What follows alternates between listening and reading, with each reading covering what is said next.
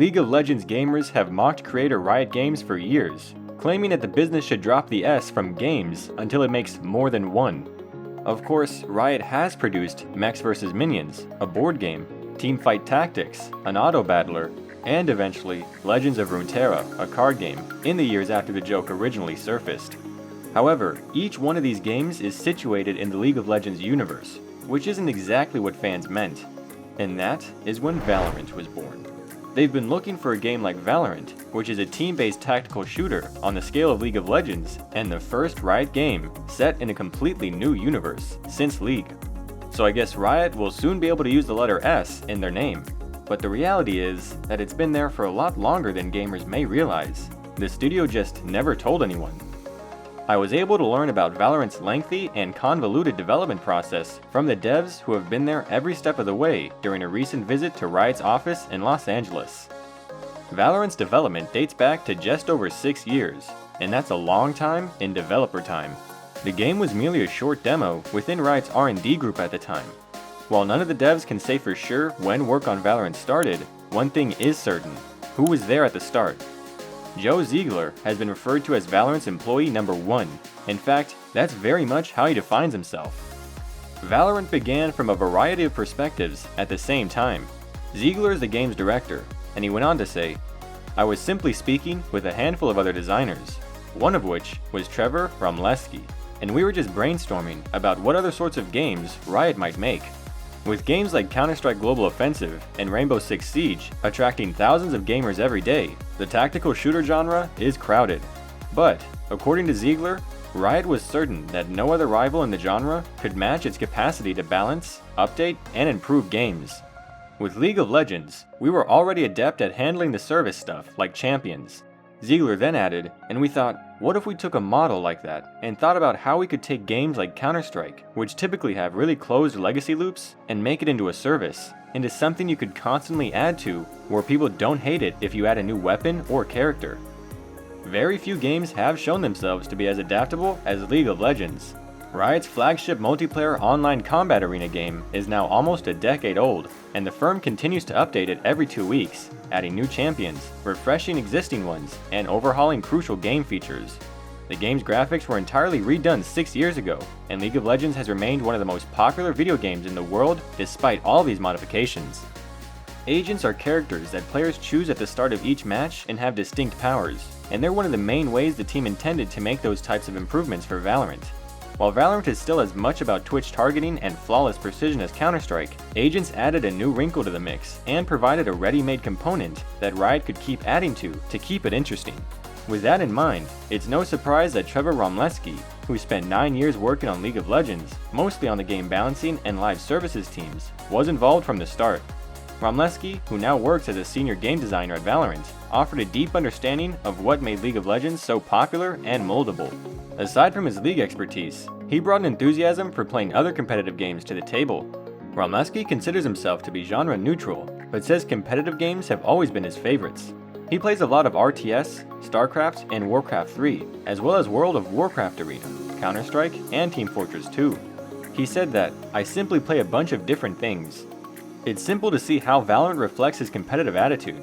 A tactical shooter matched very nicely with Riot's objectives of creating games that challenge players on a regular basis, in addition to the frequent updates.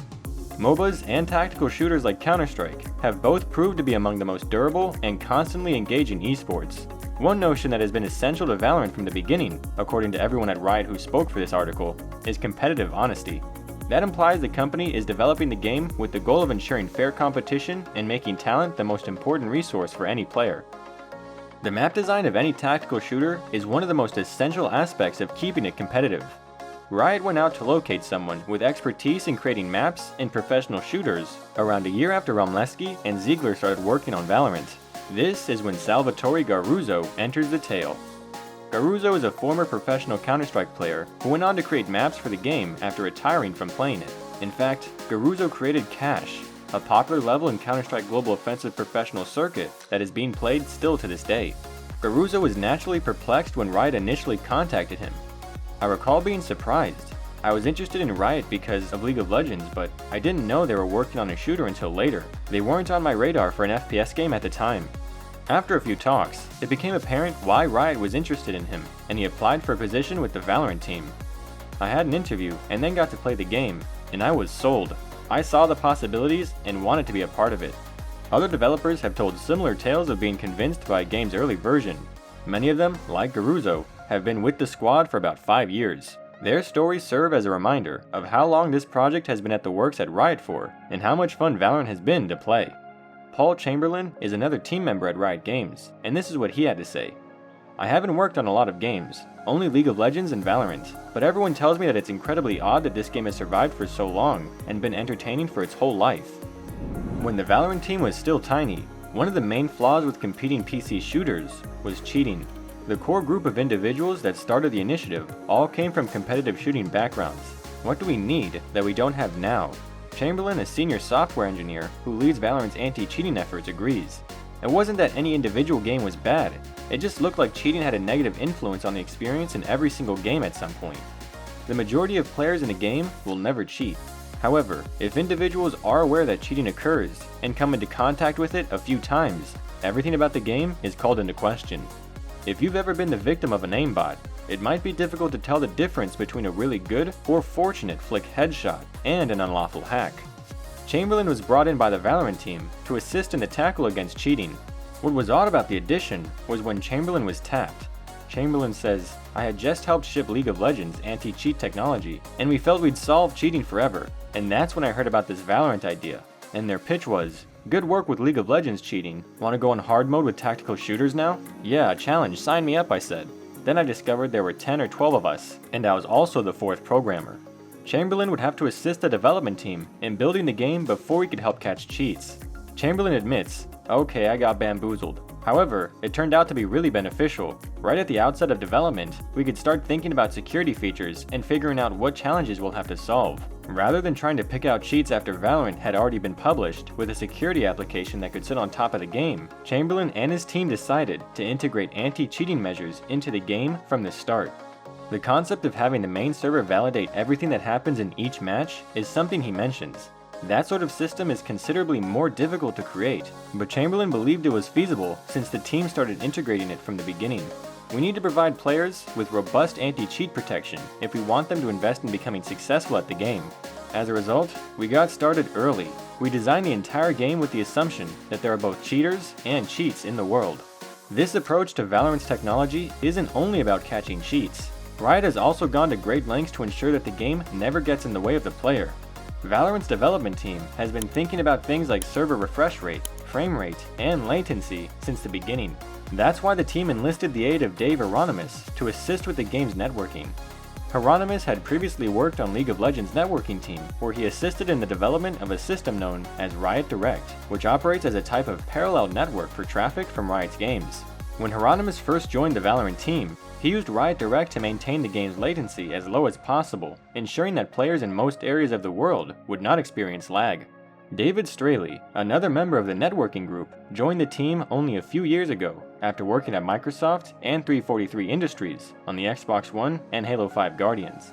Straley explains how the Valorant team is attempting to address other issues that have plagued shooters in the past, noting that issues such as Peeker's advantage, the ability for a player to turn a corner and see their enemy before their opposing team sees them, are being addressed by alerting the way each player's devices interact with the server.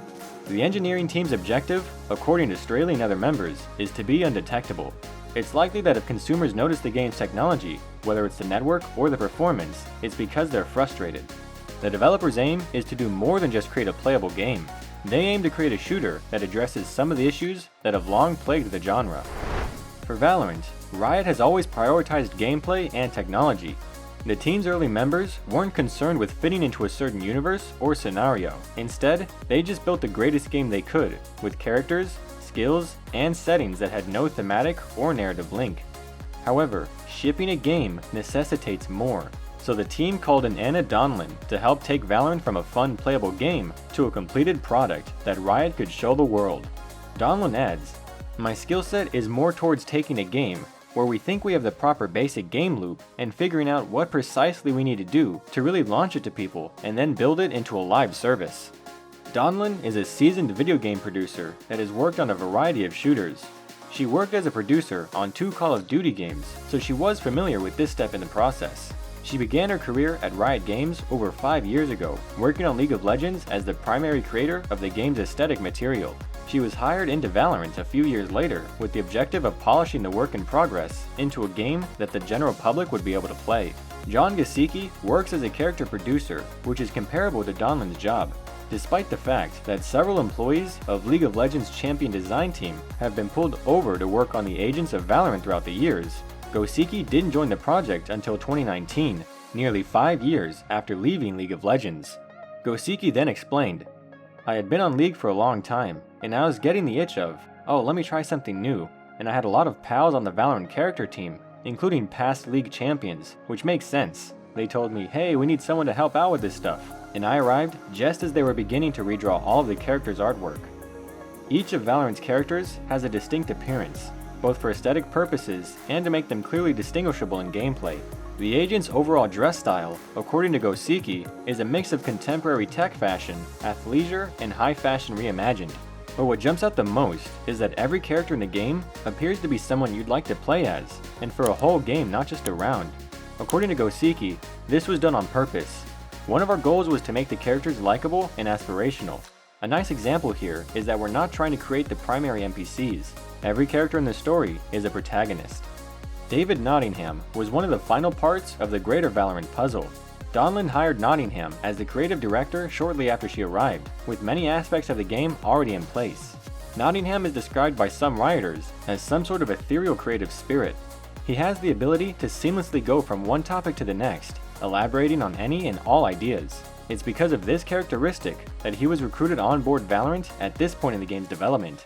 Nottingham laughs when questioned about the state of Valorant before he joined. For a long time, the team was really focused on gameplay, and that's fantastic because it's the most essential thing. But there was a lot of rethinking about what the IP might be, and all I was doing was watching from the sidelines. I was able to look at everything and then tunnel down and say, oh, here's where you're heading. He further explains, I believe it made a really intriguing creative challenge for me. It's almost like a Rubik's Cube. How can I sew all of these various components together into something where we feel like we now have a base we're really enthusiastic about? Then we'll be able to see where we want to go in the future. Valorant's characters all have amusing asides that reveal their personalities and brief exchanges between them, implying deeper connections. All of this is expressed through brief bursts of in-game speech, which Nottingham says will vary as the agent's tales progress. None of it detracts from the gameplay or lasts longer than a few seconds, and it provides a welcome respite from round after round of high-stress shooting, but it's difficult to predict how much story Valorant will deliver in these snippets. Nottingham mentions Fortnite as an example of the type of large-scale in-game storytelling Riot is striving for, but we didn't see much of a bigger storyline in this early look. While Valorant isn't Riot's second game, it is undoubtedly the most ambitious project the studio has undertaken since League of Legends. In many respects, Riot appears to be attempting to position Valorant as a game akin to League of Legends, which took a decade to develop. If you enjoyed this video, don't forget to like, subscribe, and hit the bell for more videos.